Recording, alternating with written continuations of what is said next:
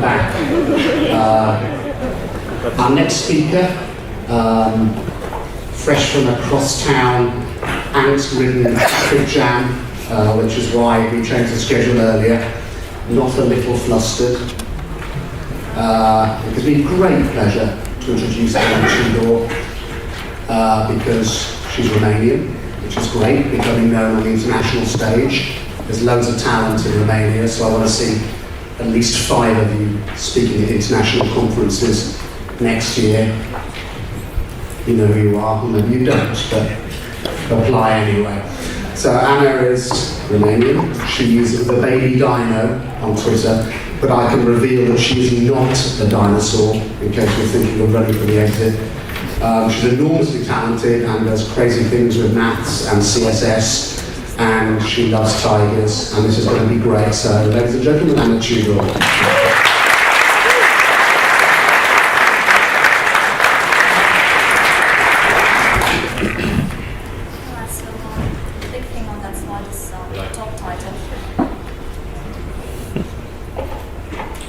That was smart. Okay.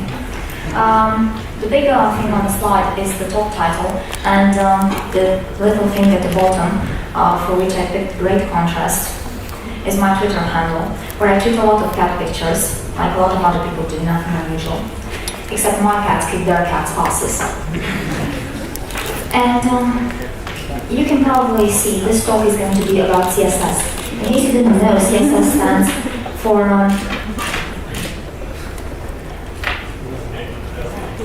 cascading style sheets.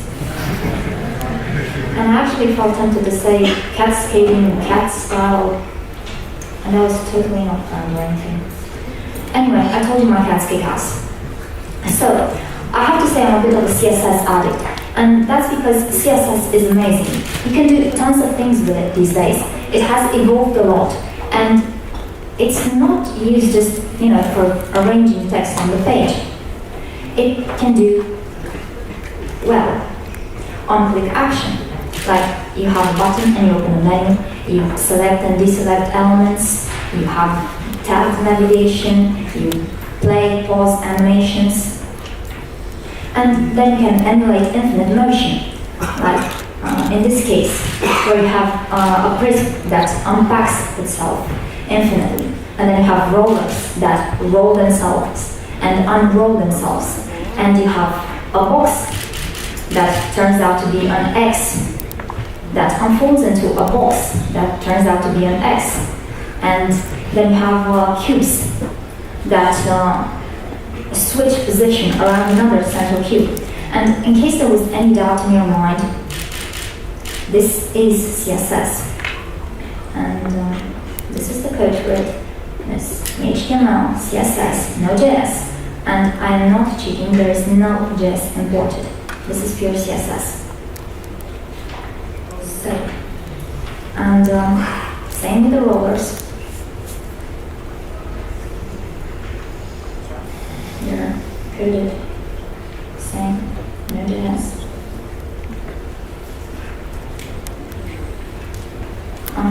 The other two are a bit funny, because the thing with doing such things with CSS is that there isn't, my entire slideshow doesn't work in any browser fully.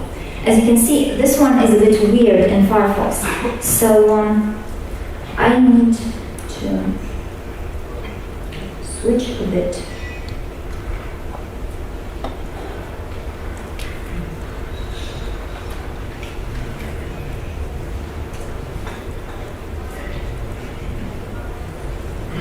So this is the unfolder working properly in Chrome. And the same for the cubes. They actually look better than the recording.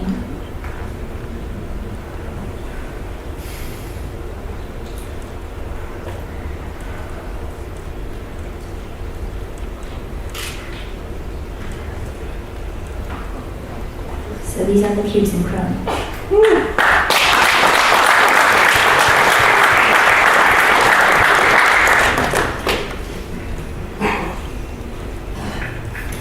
Anyway, moving on, you can also do mathematical visuals, like a prism, dispersing light. This is actually animated.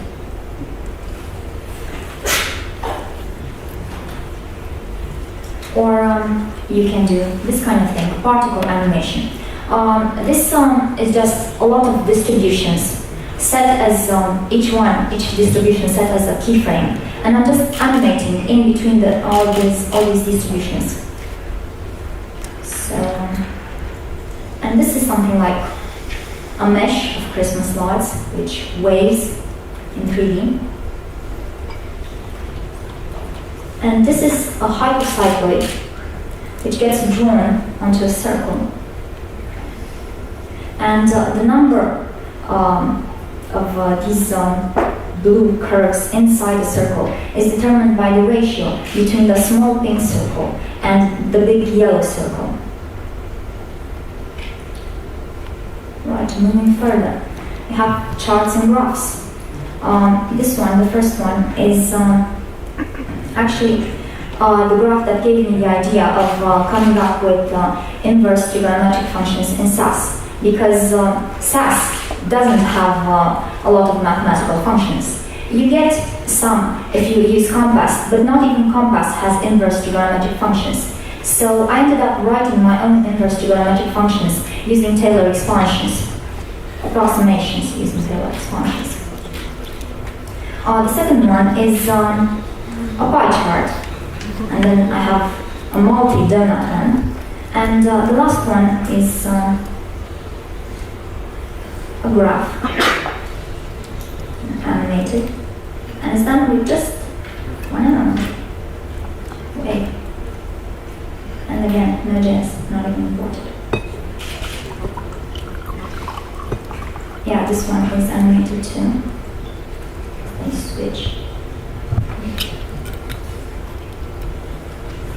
Then you don't need to be constrained to rectangles on the web. You can escape from them. For example, this is an example of clip path and masking.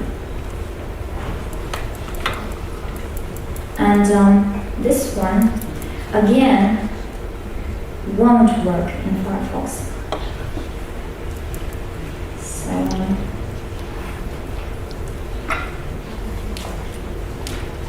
it's a breathing polygon, which breathes, becoming a star.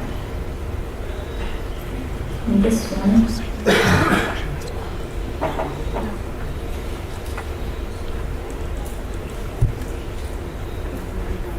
there's a number of hexagons which turn into stars and then back into hexagons again. And yes, it's just CSS.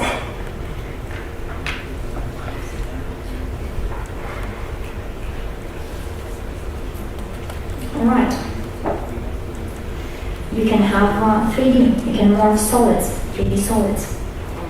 And I'm not going to go into a lot of detail about this because I've given quite a few talks about it. And I feel like I've gone over these things too much.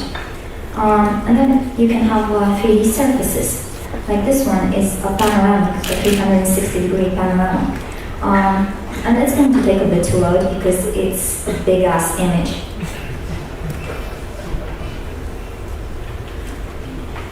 And then you have spheres, molecules, which rotate in 3D. And some of them are cute, they look like poodles.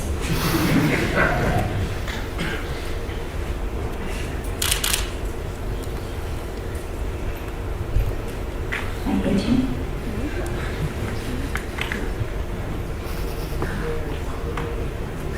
I hate you.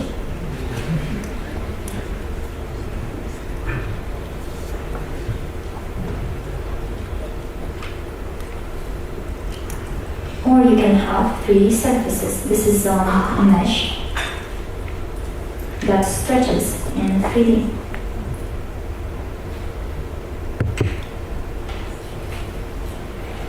Or you can have an actual surface that waves in 3D. And it actually looks a lot better without text.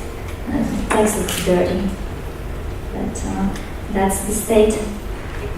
At least it doesn't have lines between the segments shown, like they do in Chrome. Well, pick your drug. There are so many CSS features that you can use to get cool effects. And you might think, yeah, that's cool that this solves my problem right now. But when you dig into them, you discover so many problems. But that doesn't stop them from being awesome. And my idea is, if it works somewhere, it's good enough to experiment with it.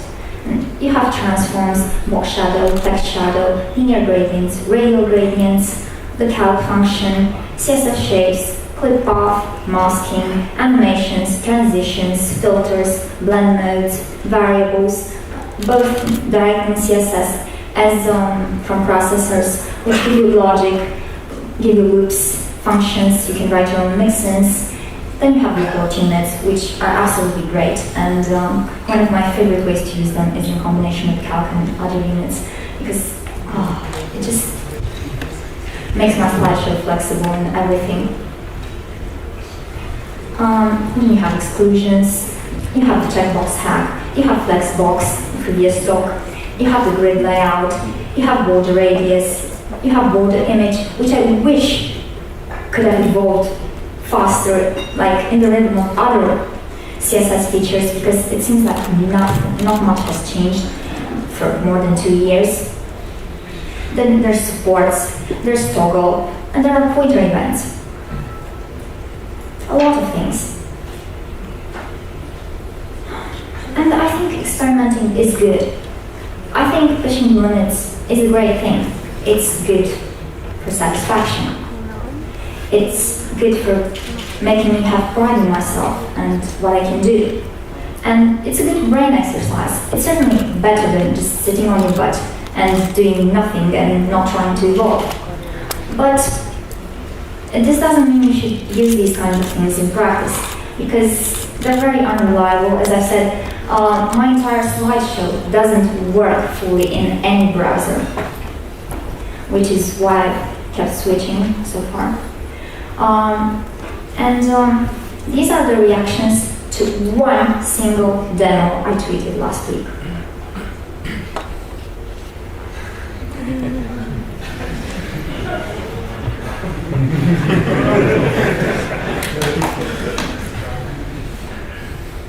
Didn't crash though. These are all to one single demo, and yeah, sometimes I get these kinds of reactions when one doesn't crash anything. Anyway, let's see the checkbox hack. Who here has used the checkbox hack? Okay, so it's worth going into it a bit. Well, it's pretty simple. You just have a checkbox and another element. Can you see the checkbox? I made it pretty visible. If it's checked, it has a red shadow. Unchecked, it goes back to dark blue. Anyway, the second element has display none, which is why you don't see it. The thing is, if I have this really neat selector, which is called checked, and this is a way of using IDs in CSS to make Harry happy.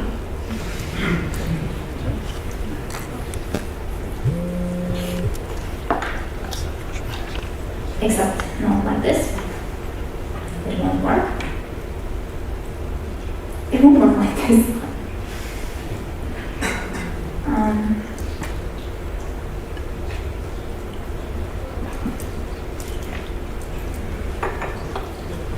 And I gave it display block. So now if I check this little checkbox, it gets displayed. But this checkbox is ugly. Do you really want to have this ugly checkbox to switch states? Well, you don't really need it, because you can hide the damn checkbox, right? So you have this checkbox, and you hide it. I'll hide it with display none, but I I usually use something like position absolute and left minus 100 viewport units. So, for some reason that didn't work, which is really funny. But, oh, I know why it didn't work, because it has higher specificity in my CSS where I'm setting display in line block, which is why I should use position.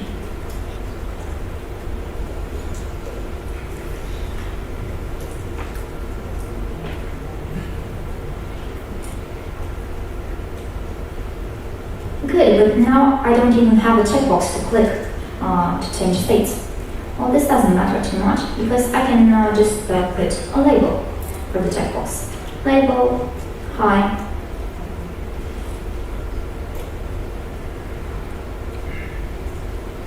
Well, clicking this label won't do anything. And it won't do anything because it misses the for toggle. So now it's going to work. And basically, this is the checkbox app. This is what it does. You use a label in order to change states. Now let's see it a bit in the wild. You have this, and it opens a menu. And this is just a checkbox with a label, and then I have a list items. And in the CSS, all the list items have initially a translate value which brings them really up. And then, if I have the checkbox checked, I bring them to their initial position, normal position. So that's about it here.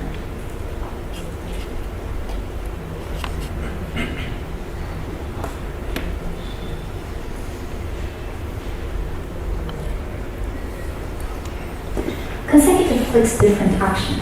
Well, this is something you can actually do with the checkbox app. Because you're thinking you only have one label and you can click it and you can go to the other thing. You can't have like in JavaScript where you add a class and then you can make a decision based on the new added class. Well, you can emulate something like that with two checkboxes. Right, the first one has an idea of bounce, the second one an idea of glow, and what the first one does is that it sets an animation play state for our theme element here to running, and the second one gives it a glow through box shadow. Given that the second label is after the first one, it's going to be over it because I put both labels, one on top of the other, absolutely positioned to occupy the entire space of the element. So if I click this element, then it's going to activate glow and it's going to get a box shadow. But if I click it a second time, the box shadow disappears and it doesn't start bouncing. Well, a way to handle this would be like this. So this is the first label, the one at the bottom, the first one in the DOM, and they're both absolutely positioned. Both have a set index of 1.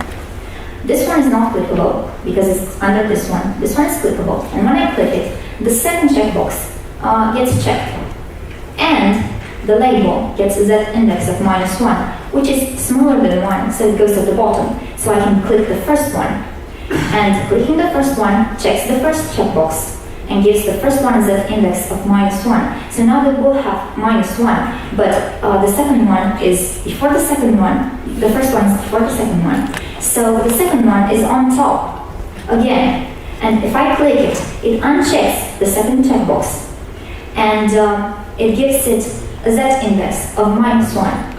It gives the first one a z index of 1, and keeps the second one with a z index of -1. So now the first one is on top again, and if I click it, it unchecks the first checkbox, and gives the second one a z index of 1. So now the second one is on top again. Viewing this in a table, it looks something like this.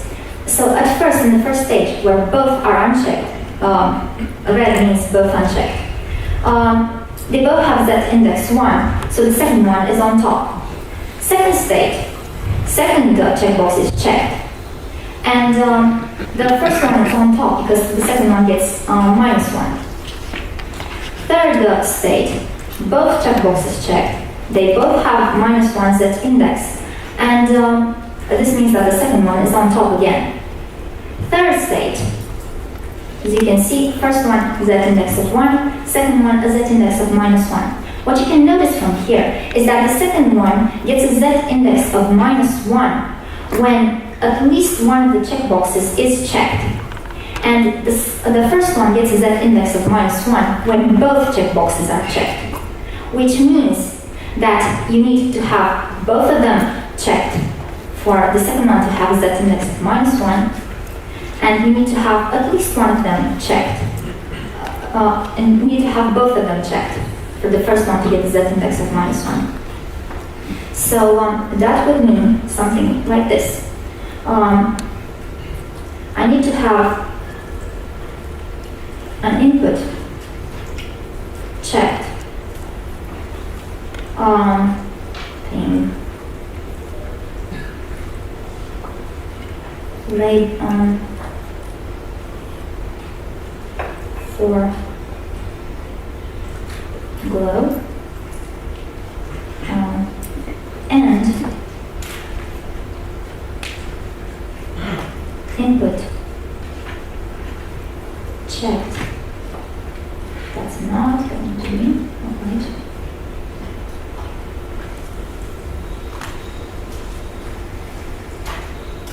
And the second one checked.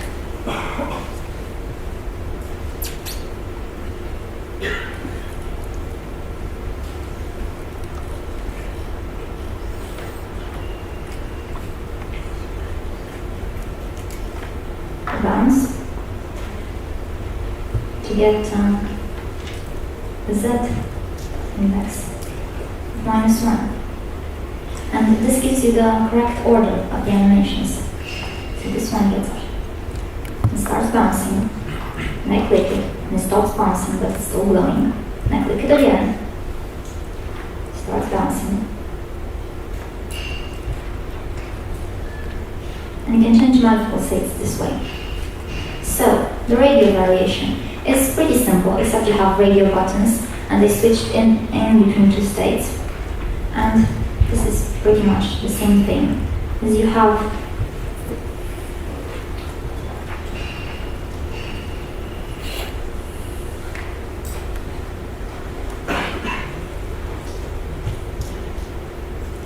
and let's say, I don't know,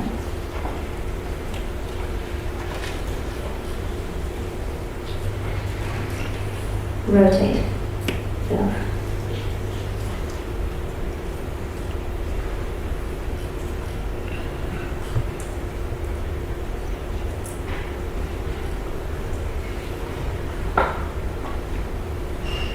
and this is a really basic example, but using radio buttons is how I got that tab navigation working. So second one is going to switch it the other way. Anyway, if you want to learn more about selectors, there's an entire slideshow about them. Moving on, more resources about the checkbox hack, mostly article plus one talk. Now let's bring in boxshadow. The two values that you actually need for boxshadow are these two. The first one is the X offset, and the second one is the Y offset.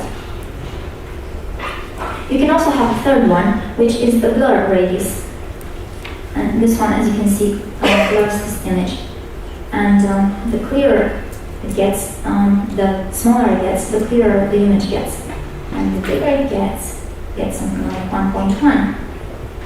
It's already... Oof. And the fourth value is the spread value.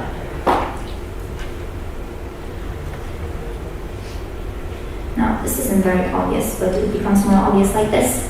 The spread value spreads outwards the shadow if it's positive, and makes it a lot smaller if it's negative, like this. Now, I'm not going to use at first these two values. I'm going to have something like 3n 0, then 6n 0 because I can have multiple shadows, and then I'm going to have something like 0, 3n 3n 3n 3n. And what is this? This is the start of a grid, but I've already written so much.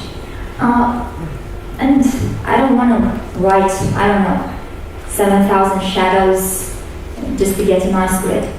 Well, keep calm and stay sassy, because sass solves the problem. This is all the code that you are going to need, no matter how many shadows you want to put on the grid, because there are 8 columns there, but you can make them 28, and now they already go out. So I can make the distance between dots smaller. So I have rows, columns, and I have an empty shadow list. I loop through the rows and then through the columns, and then I keep adding shadows to the shadow list. And at the end, I just set the box shadow to the list of shadows, and that's it. And you can play with the actual thing. It's live demo, just a few lines of code. Next, what you can do is put these shadows on a circle, and you have the code for this. This looks so ugly, and what is 4.33? Do you ever use these values when you write them manually? I know I don't. So, how do you get these values? Well, you get them from the coordinates of a point on a circle. And what those coordinates are, they actually depend on the system of coordinates you consider, because if you consider the local one of the circle, then you're going to have that the x1 coordinate is the radius times cosine of alpha, which is this angle here, and y1 is the radius times the sine of alpha. And if you consider them in relation to this system of coordinates, then you are going to have plus the x0 value, which is the x coordinate at this point here. And the y1 is going to be plus the y0. So using these values, you can distribute points on a circle using sass. Or using the calc, if you know the sine and cosine values, which can be a bit tedious, but it works. Like for example, I have calc, the radius is 5n, and the cosine for 45 degrees is about 0.7, and the sine is going to be the same value, which is why I picked it, it's easiest to remember. And I have one at 0 degrees here, I have another one at 45 degrees, but do I really want to write them like this? Nope. Use sass, compacted with sass. So you have the number of dots you want to put on the circle, you have the radius, you have the list of shadows, you loop from and through these values, and you can increase this value to, 102. That's nicer, but it would be nicer if I rounded this. I can even increase this a bit more, 192, and it looks a bit like a color wheel. It's starting to look like one at least. If I make this smaller, for example, that's nice. Anyway, I've used an HSL value to get these colors, depending on the index of the shadow. And if you don't know what they are, the angle basically gives you the hue, and the hue goes from 0 to 360 degrees. 0 is red, and then it goes to yellow, and then green, and then blue, and then violet, and whatever colors are there. I'm not good with colors, but if you want to watch a good talk about colors, watch this one. Anyway, again, you have a link to the actual demo, sass demo. You've seen I used sine and cosine. You don't have them with sass, but you do have them with compass. Circular motion. Well, it's almost the same thing, except you don't keep adding shadows to a shadow list. You just put them into separate keyframes. So it goes like this. You have a precision. And what this precision does, let me show you. If I make it 3, for example, you can see that this shadow doesn't follow a circle. It just goes through the 3 vertices of a triangle. And if I put 4, it's going to be a square. 5 is going to be a pentagon. So the deal is, the higher the precision, the better it's going to approximate a circular motion. So if I have 45, it's going to go red. And one thing I find really cool, I love playing with this. It goes faster. Anyway, link to this one. If you combine the grid and the circular motion, you get that wavy thing I showed you before. So you have the rows, you have the columns, you have the distance between 2 grid nodes, you have the precision, you have the radius, the circular motion, and then you go through the keyframes. And for each keyframe, you create a grid of points that move around the center, that move on a circle around the grid nodes. And this is sass code, and live demo for it. Anyway, more on this. I have a collection of particles, curves, and loaders done with matte, sass, and boxshadow. There is also this cute little demo, which, funny enough, was created manually back in 2012. I can't even, begin to imagine how much work went into it. Just amazing. Then you have text with boxshadow, and this actually doesn't use any image, just uses the body and the HTML elements. Then you have another cute character with boxshadow. Come on, you should load. You loaded before. Alright. And then you have Mona Lisa with pure CSS. This is insanity.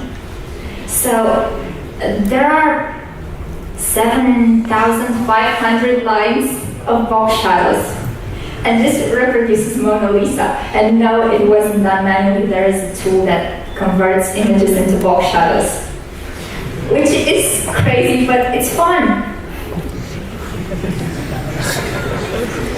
Moving on. Want to have some fun? Well, let's suppose you have a pie and you have guests, and you cut out a slice of the pie, and then another one, and in the meanwhile, the first guest starts eating his slice, and you cut more slices for the other guests, more, and the first guest already finished his slice, so he takes another one, and everybody starts eating the pie.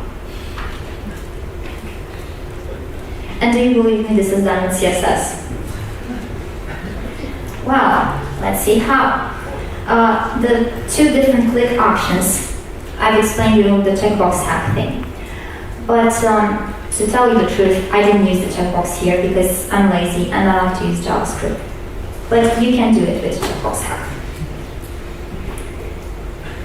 The basic pie slice, how do you do it? Well, you have a square, and inside it you have a circle. And you set overflow hidden. There's D missing, hidden. And now you have a slice. And then you can give it a color, or you can give it a nice pie background. And that's your slice. But the slices I've shown you before, they weren't 90 degrees. So you need another polygon which has all edges equal, but not, the angles aren't necessarily 90 degrees. That's a rhombus. And you do the same thing with overflow hidden. The question is, how do you get a rhombus and a circle inside it? Do you simply, take the square and, you skew it, right? That's what you do. Transform, skew X, 30 degrees. That doesn't look right. And you can see it doesn't look right if I make it something like 70 degrees. That doesn't have all 4 edges equal. And this is because of the way that the skew transform works. Now, in relation to the skew transform, I'll name the axis, the skew axis and the other axis, because I don't know what to name the other axis, other name. So if I skew along the x-axis, The skew angle is going to be the angle between the initial other axis and the final other axis. So this angle here between the initial y-axis and the final y-axis. And you can see that the lateral edges get longer, and for a random point, the y-coordinate gets preserved, while the x-coordinate changes with a value d that seems to vary with the angle. And if I skew around the y-axis, the same thing happens in the other direction. Well, how do I get a relation between the initial length of the lateral edges and the final? Well, let's take a particular case of a skew x. And in here, we take this right triangle, and this is the skew angle. This bit here is half the initial length of the lateral edge, and this is half the the final length of the lateral edge. So in this triangle here, we have that cosine of alpha is L over 2 over M over 2, which we can simplify to L over M, and we already got our ratio between the initial and the final length of the edge. So this means that I need to scale along the other axis by the cosine of the skew angle, and I'm going to change this to a value for which I actually know the cosine.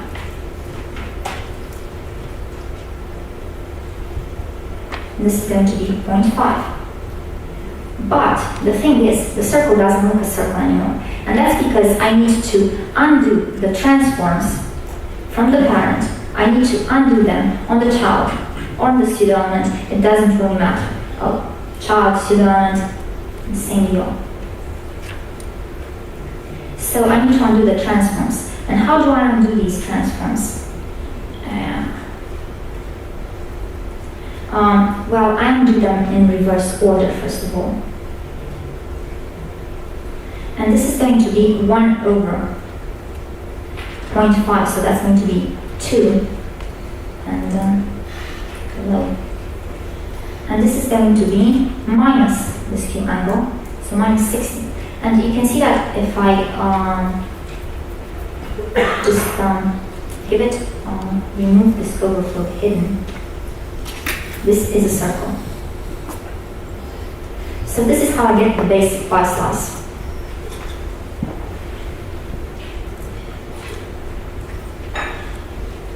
Anyway, how do I get the bites? Well, the bites, I get them with a mask. And I have to tell you, in case you're thinking about trying, this is not going to work in Chrome. Mask is simply a URL to the ID of the mask, which is M in this case. And the whole thing disappears. And that's because I need to set for the rectangle and the circle, I set fill white so that they don't get cut out. Now, if I check input, check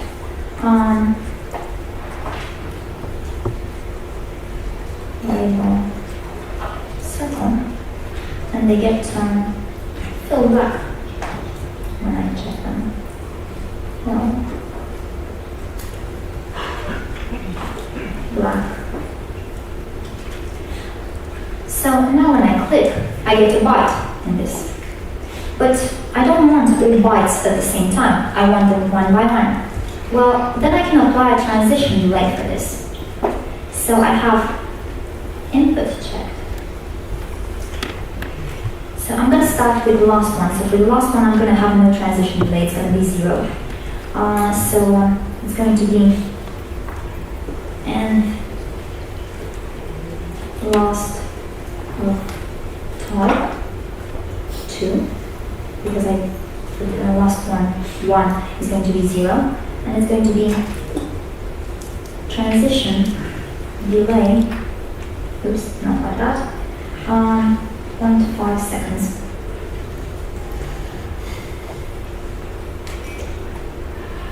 So, now when I click it, see, they don't bite at the same time. And this is how you get the bite after bite effect. And of course, so many bites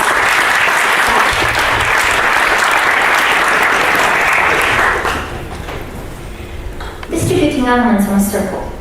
Well, you could do it just like for the box shadows, you know, translate, and the translate x value is going to be the radius times cosine the angle, but you can do it in a better way.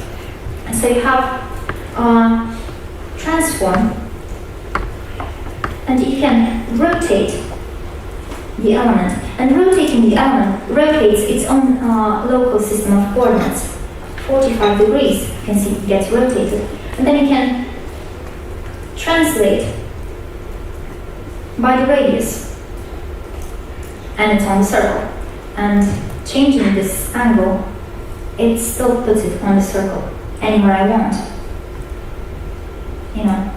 And I can take multiple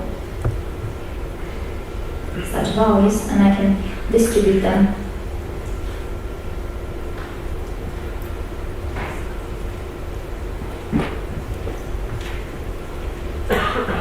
on a circle. And let's say this is 0, this is 120, and this is 240.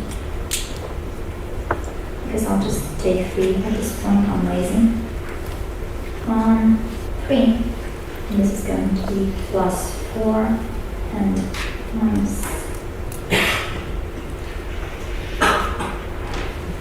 And let's get rid of the coordinate systems. Wait, not 1, 3. Hello. Alright, so they're distributed evenly on a circle, and I can put a lot more. Of course, if I'm using sass.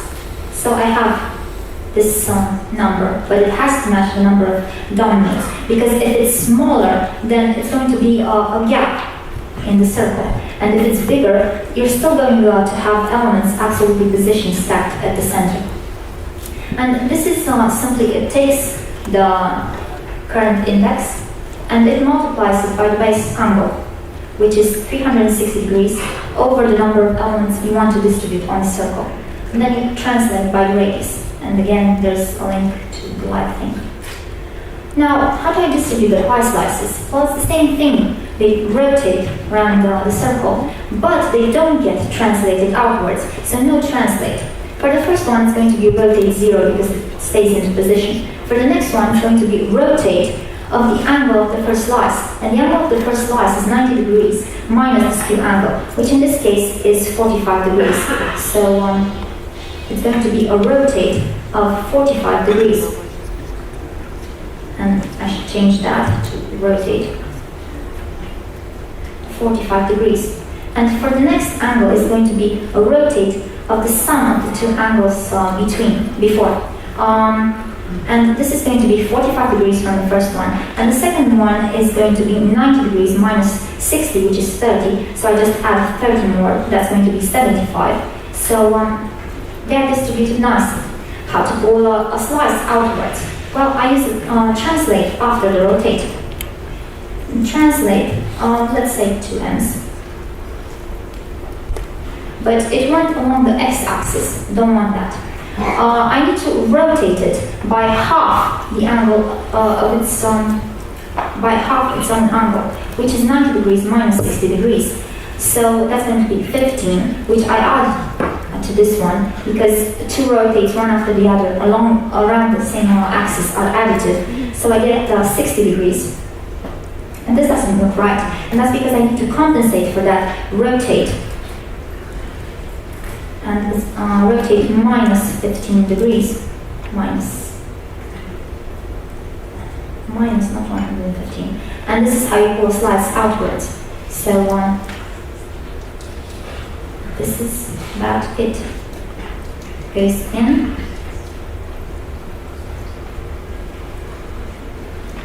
And out. And this is the pie. This is how you do that pie.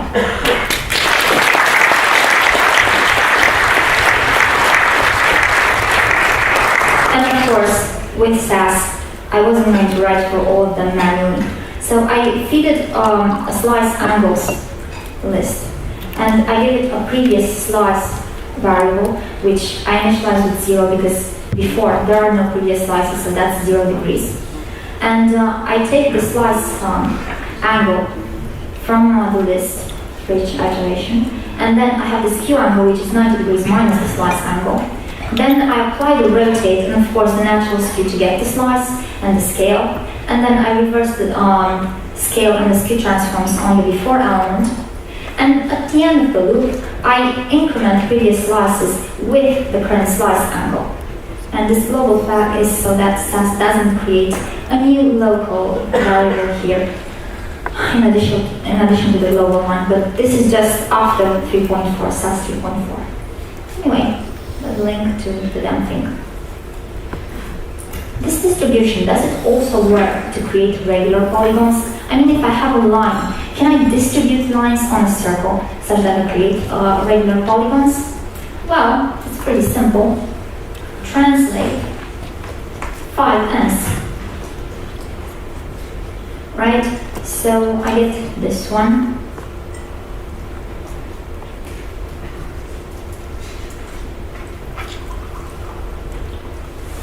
So the second one, 2, 3, and I get rotate 120 degrees. And the next one is a rotate of 240 degrees. But of course I need to make these values visible, so that's going to be 4. Yeah. Come on. Okay. Now they're distributed, and you can see they're evenly distributed, but they don't form a polygon. And I can tweak this translate value, but I want a way of knowing exactly what it's going to be. And, well, get that. You need to look at this. This is a triangle, and these are the two important circles.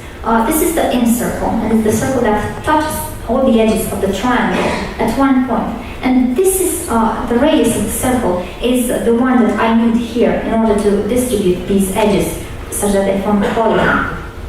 And the other one is the circumcircle. And this is the circle that contains all the vertices of the polygon. Not all polygons have an in-circle or a circumcircle. For example, try to imagine concave polygons. They can't have a circumcircle, and they don't have an in-circle. Still, all triangles have an in-circle and a circumcircle, and all regular polygons do. And here, if I increase the number of edges, you can see that they start to become one with the other. Anyway, for a value something like this, how do I compute this radius, the circumradius, or the in radius when I'm in the edge? Well, it reduces to right triangles. I take that triangle, this triangle down here, right? And I split it into two. And this angle is the central angle, which is 360 degrees over the number of edges of our regular polygon. And here, I take this triangle, and you see it magnified here. This is the circumradius, this is the in radius, and this is half the edge length. And in this right triangle, I have the sine of this angle is half the edge over the circumradius. And from here, I can get the circumradius. And in the same triangle, I have the tangent of this angle is half the edge over the in radius. And from here, I can get the in radius. So this is how I can compute the in radius when I know the edge length. And of course, I can turn these things into sass functions. But I don't necessarily need to know the edge and compute the other two. I can know the circumradius or the in radius and compute the other two. For example, in this here, in this example, I'm keeping the circumradius constant, and the other two are varying.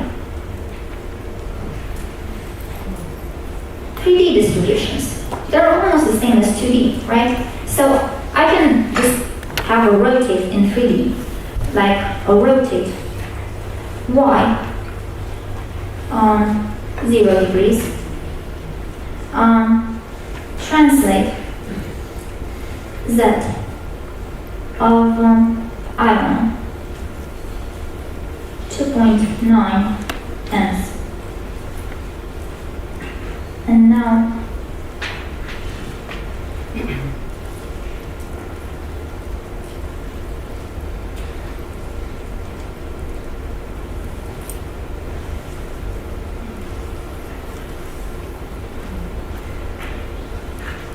I can have 1, 2, 3, 2, 3, and this is going to be 120, and this is one is going to be 240, and again should increase the opacity here.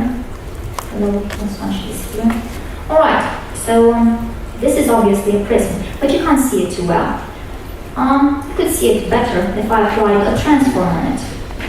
For example, rotate y of, I don't know, 15 degrees. Looks a bit weird. Let's see why it looks weird. 75 degrees.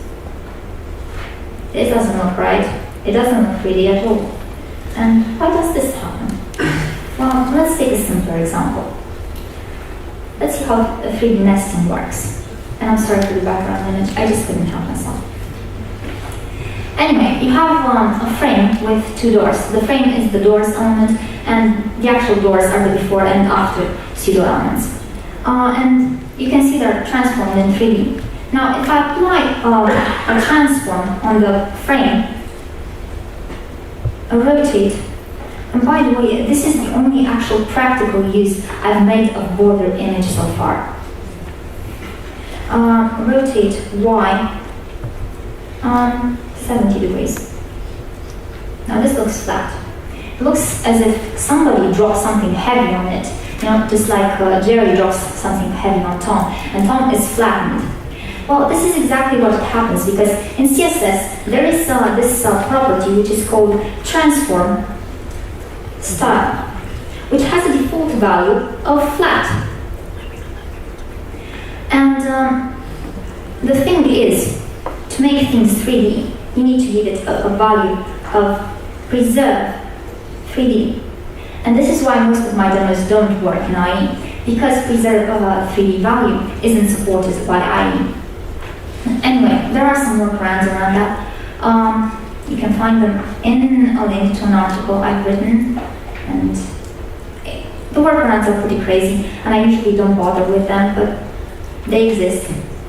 And anyway, rumor has it, IE has this in development.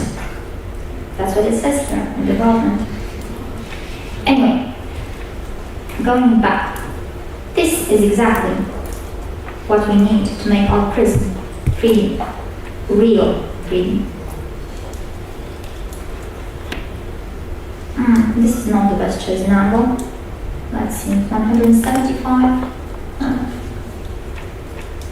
I'm not good at choosing that. 15 looks a lot better. Anyway, this is a prism in 3D. And this has just 3 faces because I'm too lazy to write for more.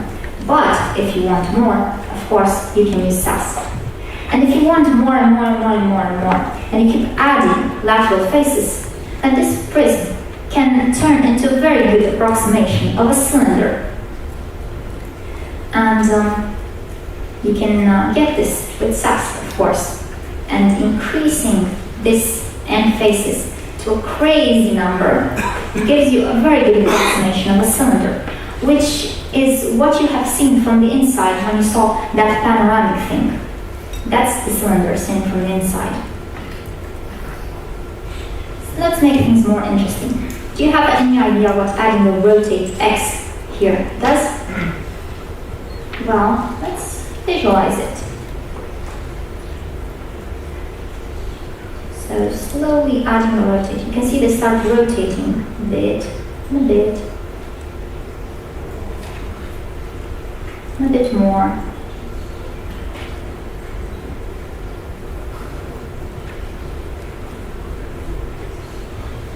What does this look like?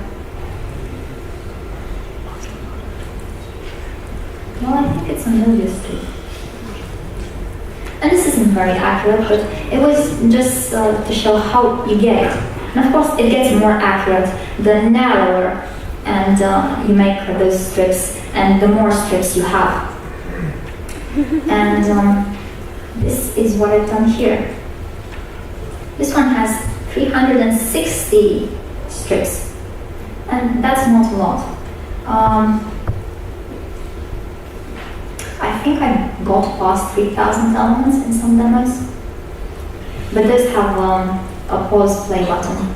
I can't actually leave them running.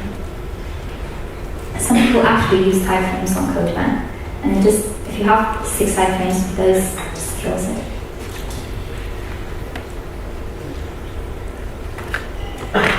Now, something else you can do. A star system. You see how you can rotate something, boxshadow, on a circle. But you can do the same thing with transforms. So you have an initial transform for the first planet, which is going to be something like rotate 0 degrees, some translate,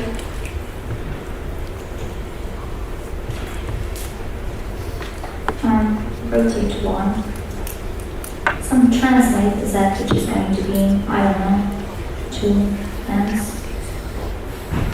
Not too big. Let's make it 5. Translate, and we want this to rotate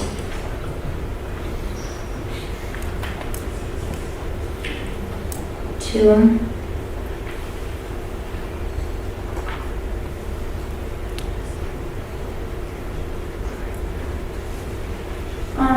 360. No. But this doesn't look 3D anymore. You can see that the planet element is flat. That's because it's missing one final rotate, which cancels the first one after the translate. And this is going to be with minus. And you put this one here, this one. And you have the planet circling the star. And you do the same thing for the other one, except you choose another radius of rotation. And for some reason, I'm running out of space here, which I didn't expect.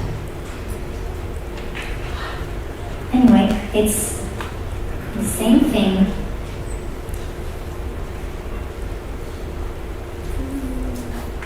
except I'm going to change the radius. And I'm going to make it something like 9. I don't know. And I need to give this damn thing a start transform as well.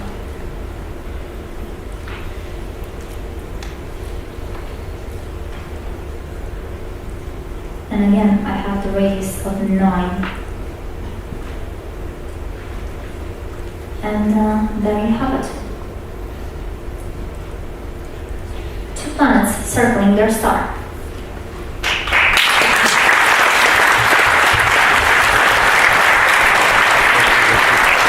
And by the way, this is exactly how I did the molecules. More stuff about 3D. Well, I have an entire collection of demos. And this is 3D demos. Something like this. You have, like I showed you that demo, you have a dodecahedron and you pull the faces outwards. And they open up triangles at the vertices and squares between the edges. And then you crush them inwards and you get an icosahedron. And then you pull its faces outwards and you get an intermediate shape again.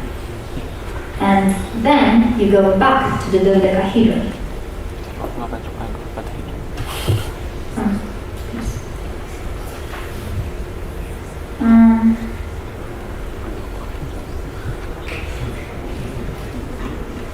This one is also pretty interesting. It's another expansion. And you start with a rhombic dodecahedron, which you expand, and you open up squares and triangles at its vertices. Because the rhombic dodecahedron has 2 types of vertices. It has a type of vertex where there are 4 rhombic faces meeting, and another type of vertex where there are just 3 rhombic faces meeting. And where there are 3 rhombic faces meeting, you open up a triangle. Where you have 4 faces meeting, you open up a square. So this expands, and when it collapses it, it gets to something that's called a cube octahedron, which has 6 square faces and 8 triangular faces.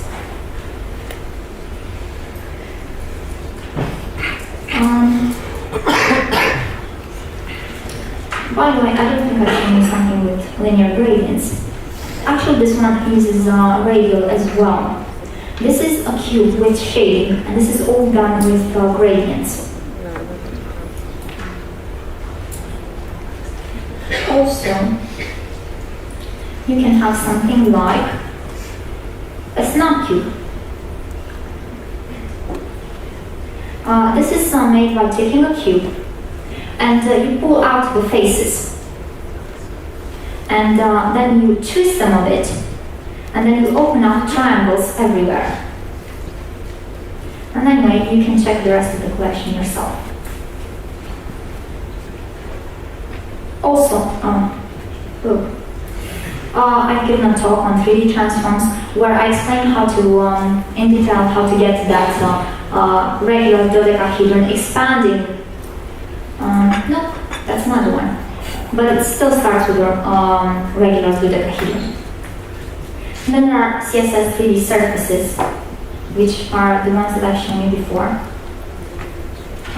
Those. And also this one, which I don't think I've featured anywhere. This is a torus, which gets animated. So. And then there is also the article about inverse geometric functions with sass. And that's it. Thank you.